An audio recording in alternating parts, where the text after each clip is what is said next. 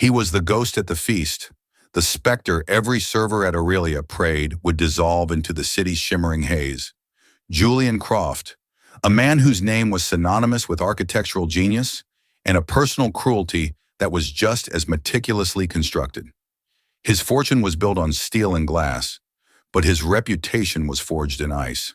The staff at Aurelia, a restaurant so opulent it felt less like a dining room and more like a wing of a European museum, had developed an entire ecosystem of avoidance around him. Seasoned waiters would suddenly remember urgent inventory tasks in the sub-basement wine cellar. Bussers would become pathologically focused on polishing cutlery that already gleamed with blinding perfection. It was a silent, synchronized ballet of evasion. For years, they had navigated the chilling silence of his corner table, enduring his impossible standards and withering glares, all bound by the unspoken commandments. Never hold his gaze, never volunteer a word, and never under any circumstances question his judgment. Then came Elena Rossi. She was 24, carrying the weight of a world on her slender shoulders, and she had started her first shift utterly ignorant of the restaurant's resident phantom.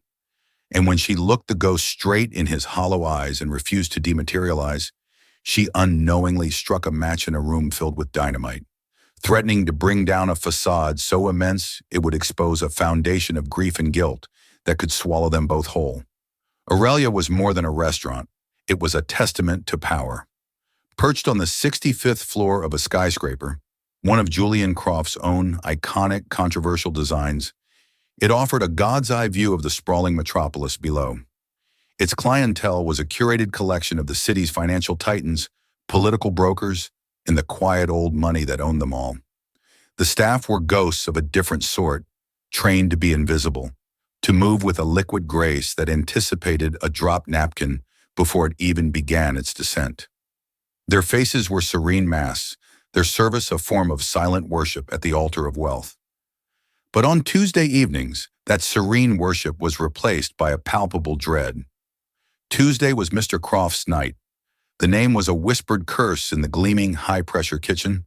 He was a legend of modern architecture, a man who had reshaped the city's skyline with buildings that were both celebrated for their beauty and criticized for their cold, inhuman scale. His face, a collection of sharp angles and severe lines framed by silver-streaked dark hair, was a regular feature in magazines celebrating wealth and influence. But within the hushed, carpeted sanctuary of Aurelia, he wasn't a visionary. He was a verdict, always delivered with a finding of guilt.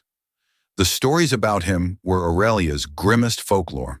There was the sommelier, a man with 3 decades of experience, who had been dismissed after Croft declared the bouquet of a vintage Bordeaux to be an exercise in adolescent optimism. There was the young hostess who had greeted him with a cheerful, "Welcome back, Mr. Croft," and was met with a glare so frigid she'd reportedly burst into tears in the coat check. The fear he inspired was architectural in its precision and weight. When his severe black sedan, a custom machine as silent and imposing as its owner, would pull up to the building's entrance, a tremor of pure panic would vibrate through the restaurant. Marcus, the floor manager, a man who had once calmly managed a kitchen fire during a New Year's Eve service, would find his perfectly knotted tie suddenly felt like a noose. The unenviable task of serving him was usually assigned via a grim, unspoken rotation among the most senior staff, a form of professional martyrdom. Into this meticulously managed terror dome walked Elena Rossi. She was new not just to Aurelia, but to the entire planet of fine dining. Her world was one of frayed edges and desperate hopes. She was an architecture student, or had been, until her father's illness had forced her to take an indefinite leave of absence. Her family owned a small, struggling vineyard in the countryside, a legacy of generations that was now withering under a mountain of debt in a changing climate. The soil was tired, the vines were old, and her father's spirit was fading with every threatening letter from the bank. For Elena, this job wasn't a career, it was a tourniquet. The pay, supplemented by the expected generosity of Aurelia's clientele, was the only thing keeping her family from bleeding out. She had spent her first week in a state of overwhelmed awe, memorizing the subtle differences between 5 types of oyster forks, the geological history of the Loire Valley's wine regions, and the art of being present but invisible. Her training had covered every conceivable contingency except the human singularity that was Julian Croft. On her second Tuesday, the short straw found her by pure malevolent chance. David, the veteran waiter designated for Croft's table, a secluded corner booth that offered both supreme privacy and a commanding view of the city, had succumbed to a sudden, violent case of food poisoning that everyone, including Marcus, knew was a work of tactical fiction. Marcus, his face a tight mask of stress, swept his gaze across the dining room. His eyes, swimming with desperation, landed on Elena. She was diligently refilling water glasses at a nearby table, her movements efficient, her focus absolute. "Rossi," Marcus said, his voice a low, urgent hiss. "You're on." "On what, Marcus?" she asked, placing a heavy crystal bottle down without a sound. "Table 12, Mr. Croft." The name was a dead weight in the air. For Elena, it meant nothing. "Okay. Any special requests I should be aware of? Allergies?" A nervous chuckle escaped a nearby busboy, which he immediately smothered into a cough under Marcus's murderous glare. "Just be flawless," Marcus whispered, his eyes wide and serious. "No small talk, no suggestions. Don't comment on the view. Don't comment on the weather. You are a function, not a person. You deliver and you retrieve. That's it. Quick, quiet, gone." The sheer intensity of the warning was bizarre, but Elena, accustomed to the pressures of a life that left no room for error, simply nodded. She had handled demanding customers at the small cafe she'd worked at during college. How much worse could one wealthy man be? Straightening her crisp black apron, she took a steadying breath, her mind briefly flashing to the image of the gnarled vines at her family's vineyard. She was doing this for them. As she approached table 12, she felt an almost physical change in the room's atmosphere. The low hum of conversation seemed to dip in frequency, the clinking of silverware becoming more self-conscious. She could feel the stares of her colleagues on her back, a heavy blanket woven from their collective anxiety. He was already seated, staring out the floor-to-ceiling window at the river of light that was the city at night. He didn't acknowledge her approach. He was a man of sharp, clean lines, like his buildings. His custom-tailored charcoal suit fit his lean frame with a severe perfection. A single glass of water, untouched, sat on the white linen. "Good evening, sir," Elena said, her voice clear and composed. "Welcome to Aurelia. May I offer you the menu?" Julian Croft turned his head, a slow, deliberate movement. His eyes, a shade of gray so pale they seemed almost silver, moved over her. It wasn't a look of appraisal. It was a structural analysis, as if he were scanning a blueprint for a fatal flaw. He said nothing. The silence stretched, becoming thick and suffocating. Elena held his gaze. Marcus's warning screamed in her mind, but her instincts, honed by a lifetime of refusing to be intimidated by circumstances, took over. To look away felt like a concession, a surrender. She had been taught to look people in the eye, to engage with them honestly. It was a principle. Finally, a muscle in his jaw twitched. He gestured dismissively at the table. "Leave it." Elena placed the heavy leather-bound menu down. "Would you care for a drink while you consider the menu? Perhaps a cocktail or a glass of wine?" He picked up the water glass, his long fingers wrapping around it. He didn't drink, just held it, his silver eyes still locked on hers. "You're new," he stated. It was not a question, it was an accusation. "Yes, sir. My second week." "They're assigning novices to this table now," he said, the disdain in his tone as sharp and cold as a shard of glass. "The standards of this establishment are in precipitous decline." A flush of anger, hot and swift, rose in Elena's cheeks. She thought of her father, of the endless hours she'd spent studying, of the sacrifices she was making. She thought of the crumbling stone walls of their wine cellar. She would not be dismissed as a flaw in the design. "I'm fully trained in all aspects of the menu and the wine list, sir," she replied, her voice perfectly even, betraying none of the fire inside her. "I can assure you, the only thing in decline this evening is the level of the sun. The standards of Aurelia remain as impeccable as the view from this window, a view, I might add, which is only possible due to the innovative cantilever design of this floor." The silence that followed was absolute, a vacuum that sucked all the air from the room. Elena's heart was a frantic drum against her ribs. She was fired. She would be thrown out on the street. She could feel Marcus's abject horror radiating from across the room like heat. From the corner of her eye, she saw Clara, a veteran waitress, bring a hand to her mouth in a gesture of pure shock. Croft's severe expression did not change, but something flickered deep in those silver eyes. It wasn't anger. It was surprise, a microscopic glint of something that might have been reluctant respect. He stared at her for a long, charged moment, then gave a single, almost imperceptible nod. "The risotto," he said, his voice clipped, "with the white truffle. But I want the rice al dente to the point of resistance. Each grain must be distinct. If it is even slightly overcooked, if there is a hint of porridge-like consistency, it will be returned.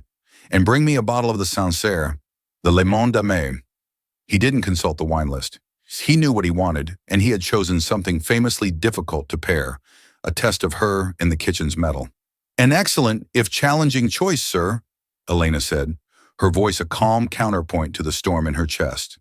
She made the note in her pad, her hand miraculously steady. "I will inform the chef of your specific requirements."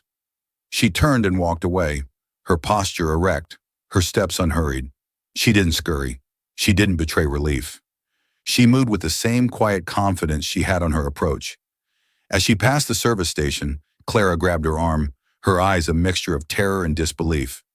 "Are you out of your mind?" Clara hissed, her voice a frantic whisper. "You lectured him on architecture. Nobody lectures him on anything." "I didn't lecture him," Elena corrected quietly, gently freeing her arm. "I did my job, and now if you'll excuse me, I need to have a very precise conversation with Chef Dubois about the structural integrity of risotto." She pushed through the swinging doors into the kitchen, leaving a wake of stunned silence. The staff of Aurelia had just witnessed a seismic event. A novice waitress had met the architect of their ruin on his own terms, and for the first time in years, the blueprint for the evening had been thrown out. The carefully constructed theater of Aurelia had just become terrifyingly real. The kitchen at Aurelia was a high-functioning organism, a symphony of controlled chaos and simmering egos. But when Elena entered, the usual cacophony of French curses and clattering pans seemed to pause. Chef Antoine Dubois, a culinary god with a temper to match, looked up from meticulously arranging microgreens on a plate of scallops. He feared no critic, no owner, but the name Croft was known to curdle his sauces. "Order for Croft," Elena announced, handing him the docket. She leaned in, lowering her voice. "Chef, he was very specific. The risotto, he wants it al dente to the point of resistance." His words. Antoine snatched the paper, his magnificent mustache twitching with irritation. "To the point of resistance? What is this? A negotiation? Does he want me to cook it with a threatening glare?" "I believe he wants to know that you can," Elena said simply. Antoine stared at her, a new appreciation in his eyes. He let out a short, sharp laugh. "I like you, little bird. You have courage. Fine. He wants resistance? I will give him rice with backbone. Each grain will be an island. Tell the sommelier to decant the Sancerre for exactly 10 minutes. Not 9, not 11. 10. We will give this man the perfection he demands." Returning to the dining room, Elena found she was the subject of intense, furtive observation. The other servers looked at her not as the new girl, but as some exotic, possibly suicidal creature. Clara intercepted her again, pulling her into the narrow, tense space by the service computers. "Marcus is about to have an aneurysm," Clara said. "He wants to pull you off the table." "And who would he send?" Elena asked calmly. "You? He can't show Croft that he's panicking. It would be a sign of weakness."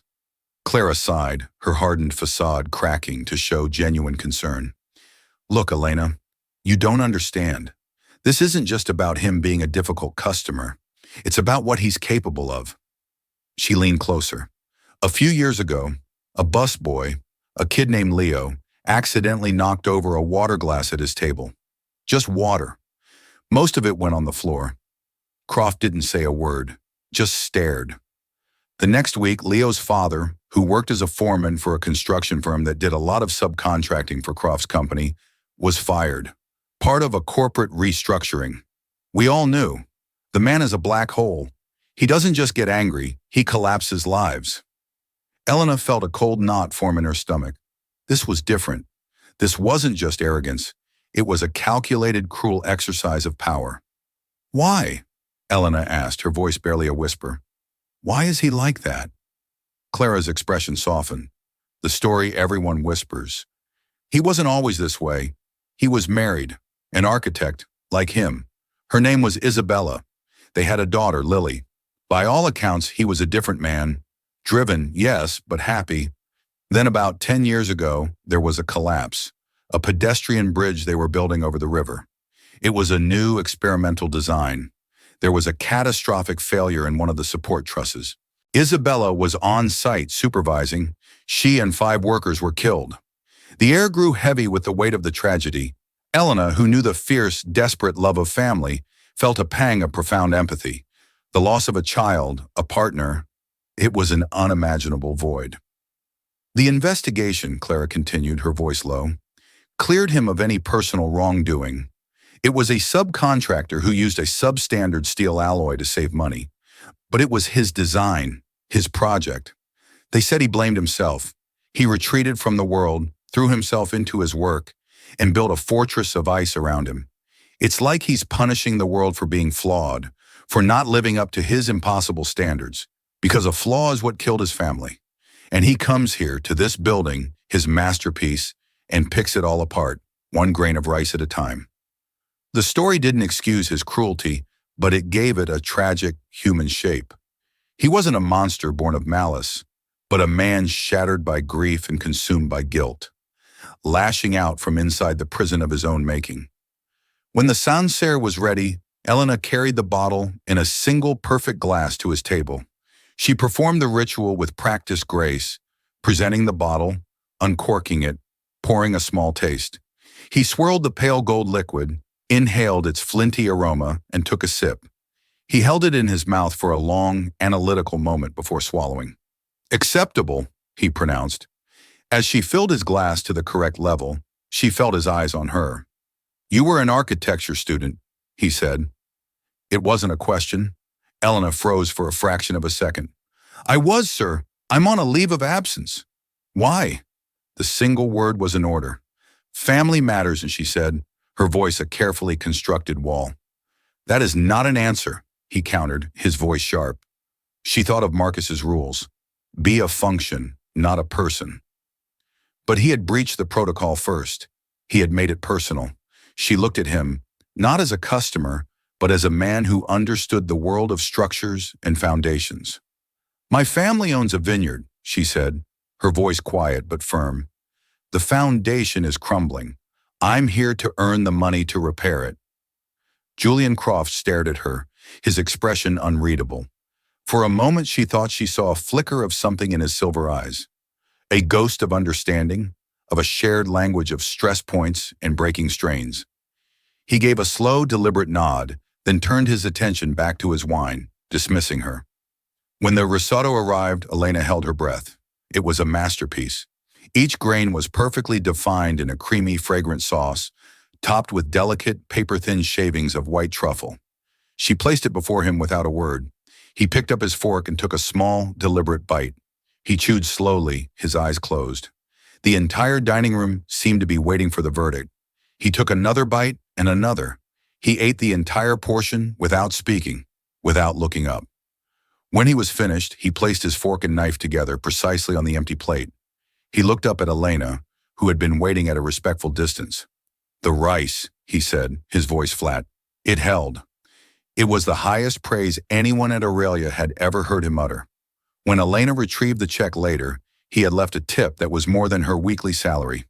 Beneath his illegible signature, he had written a single word: foundations.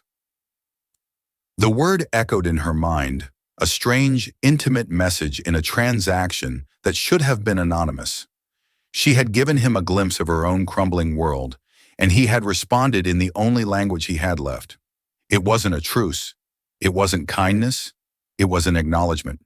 And for Elena, standing in the crosshairs of a man who could ruin her, it felt like a terrifying, exhilarating beginning. A week later, the dread that settled over Aurelia as Tuesday evening approached was mixed with a new, potent ingredient: curiosity. The story of the risotto and the cryptic tip had circulated among the staff in hushed, reverent tones. Elena was no longer just the new girl. She was a puzzle, an anomaly who had somehow survived a direct encounter with the restaurant's most destructive force. When the sleek black sedan pulled up, Marcus approached Elena, his face a knot of anxiety. "He made the reservation himself," the manager said, his voice low. "He asked for your section specifically. He asked for the student." Elena felt a chill that had nothing to do with the restaurant's aggressive air conditioning. This was no longer a matter of chance. It was a summons. She was being tested again. "Remember, Rossi," Marcus pleaded. "Flawless, a machine." But Elena knew it was too late for that. The machine had shown a ghost of its inner workings, and he had noticed. As she walked toward table 12, the silence in the room was different. It wasn't just fear. It was anticipation. It was theater. Croft was already there, staring out the window. This time he looked up as she approached. "Good evening, Mr. Croft," she said, her voice calm and steady. "The student," he acknowledged, his tone devoid of inflection. He gestured to the empty chair opposite him. "Sit." The order was so unexpected, so contrary to every rule of service, that Elena froze. "Sir, I—" "Sit," he repeated, his silver eyes fixing her in place. It was not a request. Heart pounding, Elena pulled out the heavy chair and sat, her posture ramrod straight. She was keenly aware of the dozens of eyes on them, of Marcus probably hyperventilating behind a potted ficus. "They are considering a new development on the waterfront," he began, as if they were colleagues meeting for a business lunch. "A mixed-use tower. The Sterling Group is behind it. Their initial designs are structurally unsound. They're using a pre-stressed concrete frame that won't hold up to the tensile stress from the wind shear at that altitude. It's a cost-saving measure that will eventually lead to catastrophic failure. But it looks good on paper, so the City Planning Commission is impressed." Elena listened, utterly captivated. He spoke with a quiet, intense passion, his hands moving slightly to sketch invisible lines in the air.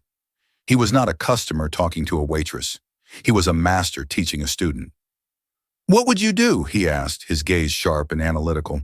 Thrown, Elena scrambled through her memories of engineering classes.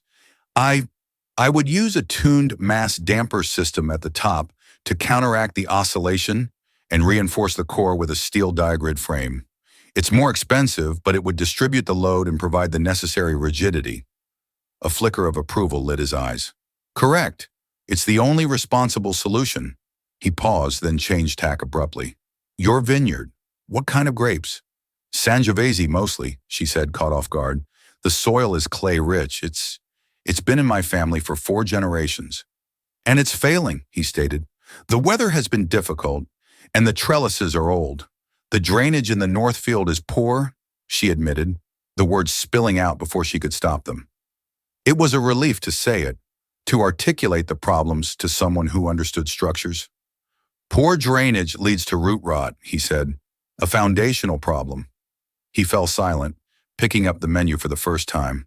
"I'll have the duck. And tell the chef the orange glaze should be applied in the last 2 minutes of searing. Any earlier and the sugar will burn, creating a bitter aftertaste." He dismissed her with a nod, and just like that, she was a waitress again.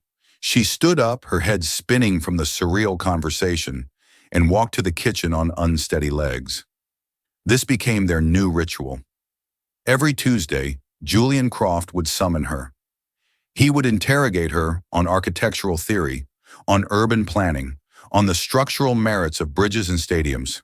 He would dissect the evening's menu with the same brutal precision, issuing commands to the kitchen that were less about taste and more about the physics of cooking. And somewhere in between, he would ask a pointed surgical question about the vineyard. What is the gradient of the slope on the south-facing hill? What is the composition of the mortar in the cellar walls? What is the average annual rainfall, and how has it changed over the last decade? Elena answered each question honestly. It was like being quizzed by the world's most intimidating professor. And every week he would leave a tip that felt less like a gratuity and more like a research grant. She was using the money to pay for her father's mounting medical bills and to buy time with the bank, staving off foreclosure one Tuesday at a time. One evening, Elena arrived at work visibly distressed. A letter had come that morning, a final notice from the bank, giving them 90 days to pay the loan in full or face seizure of the property.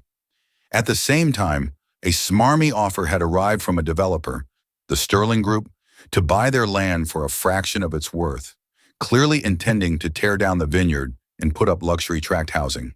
The name was a sickening coincidence. She tried to maintain her professional composure, but her hands trembled slightly as she poured Croft's water. He noticed immediately. "Your composure is compromised," he observed, his voice cutting. "Your focus is off. Explain." It's a bad day, sir," she stammered. "There are no bad day," he countered. "There are problems, and problems have solutions. State the problem." Tears welled in her eyes, tears of frustration and helplessness. She took a shaky breath. "The bank is calling in our loan. We have 90 days, and the Sterling Group has made an offer to buy our land." The name hung in the air between them. Julian Croft's face, usually an unreadable mask of stone, tightened. The muscles in his jaw clenched. For the first time, she saw not coldness, but a flash of pure, unadulterated fury. "I see," he said, his voice a low, dangerous growl. He was silent for the rest of the meal. He ate his food mechanically, his mind clearly elsewhere. When he paid the bill, the tip was the same as always. But this time, there was no note, just his cold, inscrutable signature. He left without another word, leaving Elena feeling more hopeless than ever. She had exposed her ultimate weakness, and he had responded with silence. The tests, it seemed, were over, and she had failed. The following Tuesday, Elena approached her shift with a sense of finality. This would likely be her last week. She had already started looking for a second job, something that would pay enough to move her parents into a small apartment once they lost the vineyard. The air of dread in the restaurant was for her alone. Croft arrived at his usual time, but he was not alone. Walking beside him was a man whose slick, expensive suit and predatory smile Elena recognized instantly from the Sterling Group's website. It was Richard Sterling himself. Marcus looked as if he was about to faint. The two most feared men in the city, at the same table, and Elena was their server. She approached the table, her heart a cold stone in her chest. "Good evening, Mr. Croft. Mr. Sterling." Sterling looked her up and down with a dismissive smirk. "Well, well, Julian, you didn't tell me the floor show was so charming. Is this the little vineyard girl you were telling me about?" Elena felt her blood run cold. Croft had spoken to him about Freud. The words were a physical blow, stripping the air from Elena's lungs. He had spoken to him about her. She was no longer a waitress or a student. She was a chess piece, a topic of conversation between two titans, playing a game she couldn't comprehend. Sterling's gaze, slick with condescending amusement, slid over her as if she were part of the decor. "She is our server, Richard." Croft's voice was preternaturally calm, a sheet of ice forming over a volatile sea. "And she is a student of architecture with a far greater understanding of structural integrity than your entire engineering department." Sterling's laugh was a vulgar eruption in the temple-like quiet of Aurelia. It was the sound of cheap concrete being poured into a delicate mold, loud and artless, turning heads across the opulent room. "Is that right? Well, honey, here's a lesson in economics. Your family's pile of dirt and dying vines? I'm going to own it." He leaned in, his cologne an acrid cloud. "I'll be doing you a favor, putting that land out of its misery. I'm thinking of calling the new development the Vintner's Folly." Folly. The word struck a deeper chord than he could ever know. It was the word her father had whispered to himself late at night, staring at the letters from the bank. It was the fear that haunted Elena's own dreams, that 4 generations of toil, of faith in the soil, would end as a punchline on a cheap suburban billboard. Sterling lowered his voice to a conspiratorial sneer, a showman delivering his cruelest trick. "Your father, he's a proud man, isn't he? A shame he couldn't adapt. The world moves on. People who can't keep up get crushed. That's the foundation of progress. Crushed. The word conjured an image of the old gnarled vines being ripped from the earth by bulldozers, their roots exposed and pale like severed nerves. It was the image of her father's face, crumbling under the weight of failure. In that instant, the months of terror, of swallowing her pride, of walking on eggshells around Julian Croft, it all burned away. Fear was a luxury she could no longer afford. What remained was a cold, pure, and diamond-hard anger. She lifted her chin, her eyes meeting Sterling's not as a server, but as a custodian of a legacy he was too shallow to comprehend. Her voice when it came was not loud, but it possessed a strange and absolute authority that cut through the lingering echoes of his laugh. "You're wrong," she said, her tone as level as a surveyor's line. "The foundation of progress isn't crushing people. It's building something that lasts. Something with integrity." Her gaze was unflinching. "You want to build houses on that land, but you don't understand it. You don't know that the clay-rich soil that makes modern irrigation so difficult is precisely what gives our Sangiovese grapes their unique mineral depth, a character you can't manufacture. You don't know that the old stone walls of our cellar, with their imperfect crumbling mortar, maintain a perfect constant humidity that you could never replicate with $1 million climate control system. You see a pile of dirt. I see a terroir that has been cultivated for a century. You see a folly. I see a foundation, and you will not have it." Sterling, accustomed to a world that bowed to his money, was stunned into a momentary, slack-jawed silence. His face then began to flood with a blotchy, purple rage. "You arrogant little... Who the hell do you think you are?" "She," Julian Croft's voice sliced through the tension, a blade of glacial steel, "is the person who is going to reject your insultingly low offer." The entire restaurant seemed to hold its breath. Julian rose from his chair, a slow, deliberate unfolding of his lean frame. He was no longer a customer, he was a verdict. He placed his linen napkin on the table with the finality of a judge laying down a gavel. His gaze fell upon Richard Sterling, and in that moment, Elena saw the true nature of his power. It was not the petty tyranny he displayed on Tuesdays. It was a vast, cold, and architectural wrath, the kind that could level buildings and careers.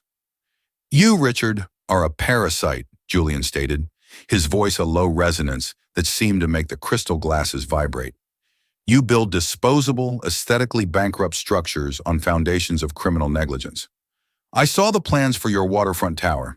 You think no one noticed you specified grade 60 rebar, but are using a cheaper, substandard alloy from an uncertified supplier? You think no one would calculate the compromised tensile strength? You assume the world is as lazy and corrupt as you are? But I noticed." He leaned down, his face inches from Sterling's, his pale eyes devoid of all emotion, save for a chilling, absolute contempt. "I have already prepared a full 80-page structural analysis of that project. It details every fraudulent specification, every unsafe shortcut, every single point of catastrophic failure. I am submitting it, along with a portfolio of your subcontractors' falsified inspection reports, to the City Planning Commission and the District Attorney's Office in the morning. Your waterfront project will be buried in litigation for a decade. The Sterling Group's credit will be frozen. You will be lucky if you are not bankrupt by the end of the year. You will be luckier still if you avoid prison." Sterling's face had drained of all color, leaving behind a waxy, pallid mask of terror. A sheen of sweat broke out on his forehead. He was a statue of a man, broken by a whisper. Julian straightened up, his attention shifting as if Sterling had already ceased to exist. "As for the Rossi Vineyard," he continued, his tone clinical, "I am personally financing a full restoration and modernization. We will be installing a new subsurface drip irrigation system tailored to the specific clay composition and reinforcing the cellar walls with post-tensioned stone buttresses. I've already drawn up the preliminary designs." He turned and, for the first time, his silver eyes met Elena's. The terrifying force of his anger was gone, replaced by something unreadable, a quiet intensity that was almost more overwhelming. "Miss Rossi will be overseeing the project. Her leave of absence from her studies is over. She has a foundation to build." He looked back at the trembling, shattered man in the chair. Now, get out of my restaurant. The command was absolute. Richard Sterling didn't walk. He fled. He scrambled from his chair, nearly tripping over his own feet, and scurried out of the dining room, a tidal wave of public humiliation trailing in his wake.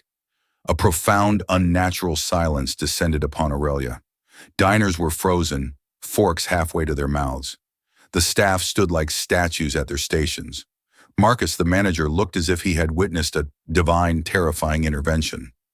Julian Croft remained standing for a long moment, a solitary obsidian tower in the center of the wreckage he had created. Then his gaze found Elena again. The silence between them stretched, thick with everything that had just happened and everything that was about to begin. The entire architecture of their relationship had been demolished and rebuilt in the space of 5 minutes. He sat back down, the motion as precise and controlled as ever, a man resetting the world to his preferred specifications. He adjusted his cuff. "The duck," he said, his voice returning to its usual clipped, impassive tone. "I trust the chef will not burn the glaze." Elena, her mind a maelstrom of shock, gratitude, and a dizzying, terrifying hope, could only nod. The ground beneath her feet felt both solid and fluid at the same time. She had walked into Aurelia that evening as a waitress, a functionary in a world of impossible standards. She now stood as an architect, a partner, a builder. She looked at Julian Croft, the ghost at the feast, the architect of ruin, and saw him for what he truly was. A man who had lost his own foundation and had just, in the most violent and unexpected way imaginable, begun to excavate the ground for a new one. The aftermath was not a whirlwind of celebration, but an immersion into a profound, meticulous silence. Julian did not speak of what he had done. The next Saturday there was no phone call, no formal arrangement, just the crunch of gravel as the severe black sedan, a vehicle that had once been a harbinger of dread, navigated the potholed driveway of the Rossi vineyard. Elena stood on the porch, her father Marco beside her. Frail from his illness, but with a spine still rigid with a farmer's pride, he watched with deep, unconcealed suspicion as Julian Croft emerged. He was not the man from Aurelia. The bespoke suit was gone, replaced by dark, functional trousers and a crisp gray shirt, its sleeves already rolled to the elbows, revealing surprisingly strong forearms. He looked less like a financial titan and more like a professor on a geological survey. He carried no briefcase, only a large leather-bound notebook and a single, perfectly sharpened pencil. Marco Rossi did not offer a hand. "So, you are the man from the city who thinks he can buy his way into our soil?" His voice was raspy but held the resonant timbre of the land itself. Julian met the old man's gaze without flinching. "No, Mr. Rossi," he said, his voice quiet but clear. "I am the architect who is here to consult with the master builder on a restoration project." The unexpected deference, the choice of the word master builder, caught Marco off guard. A flicker of something other than suspicion crossed his weary face. For the next 6 hours, Julian walked the land. He moved not with the proprietary air of an investor, but with the intense focus of a diagnostician. He and Elena walked side by side, a strange pairing against the backdrop of rolling, tired hills. He crumbled soil between his long, elegant fingers, rubbing it, smelling it, his expression one of deep concentration. He ran his hand over the crumbling mortar of the cellar walls, his touch not just analytical, but almost reverent, as if he were reading the story of the stones. He filled his notebook with sketches, but they were not of grand buildings. They were cross-sections of the earth, detailed drawings of drainage patterns, complex calculations of load-bearing capacities for new trellises. He spoke to Marco not of money, but of rootstock and soil pH, and the devastating effects of a 10-year shift in the average rainfall. At one point, he stopped by a wild rose bush, climbing a crumbling section of wall. "Isabella planted roses like this," he said, the words so soft Elena almost missed them. He didn't look at her, but at the delicate, resilient flowers. It was the first time she had ever heard him speak his wife's name. It was not a story of grief. It was a simple statement of fact, a memory laid bare like a foundation stone. In that moment, she understood that this was not charity for him. It was something else entirely. Penance, atonement, a way to build something that lived, to counteract the death he felt responsible for. Their partnership was forged not in a handshake, but in the sterile, silent conference room on the 67th floor of his headquarters. The gleaming steel and glass table, large enough to seat 20, was covered with topographical maps of her humble land. It was a jarring collision of worlds, the raw, organic chaos of her vineyard laid out and dissected in the most clinical of environments. He was a relentless teacher. He didn't just give her money, he forced her to earn it, to understand it. He made her draft a full business plan, projecting costs and profits for the next 20 years. "Hope is not a business strategy, Miss Rossi," he would say, his voice cutting as he eviscerated her overly optimistic projections for the first harvest. "It is a structural liability. You must anticipate every point of failure, drought, frost, blight, shifts in market taste, in order to build a system that can withstand them. Success is not achieved, it is engineered." But she learned to push back. He proposed a ruthlessly efficient, grid-like layout for the new vines. She argued for following the natural contours of the land, explaining how the subtle shifts in the slope affected the morning sun and the drainage, contributing to the complexity of the grapes. "That is inefficient," he countered, pointing a pencil at her more organic design. "It reduces planting density by 7%. "It is not a factory, Mr. Croft," she replied, her voice steady. "It's a living thing. The inefficiency is part of the character. You can't quantify a legacy on a spreadsheet." He stared at her for a long moment, his silver eyes unreadable. Then he gave a slow, deliberate nod and amended his own drawings. He was teaching her his methods, but she was teaching him a new language, one of history, of soul, of things that could not be measured but were essential to the integrity of the whole. Through this intense, often brutal process, she saw the man behind the armor. She saw the flicker of profound pain when a young intern on their project team mentioned taking his own daughter to a construction site. She learned that his obsession with flawless execution was a desperate, ceaseless war against a universe where a single, hidden flaw, a batch of substandard steel, had stolen everything from him. His cruelty was not a weapon, it was a shield, forged in unbearable heat, designed to keep the flawed, unpredictable, and painful world at a permanent distance. Months bled into a year. The seasons turned. The vineyard, under their combined will, began to breathe again. New trellises, a hybrid of his engineering and her tradition, rose from the earth like elegant sculptures. The cellar walls were reinforced, the ancient stones now supported by a discreet, almost invisible framework of modern steel. A perfect marriage of their two worlds. Elena was no longer a waitress in a starched uniform. She lived in dirt-stained jeans, her hands calloused, her face browned by the sun. She moved with the quiet confidence of a woman who was not just restoring a piece of land, but reclaiming her soul.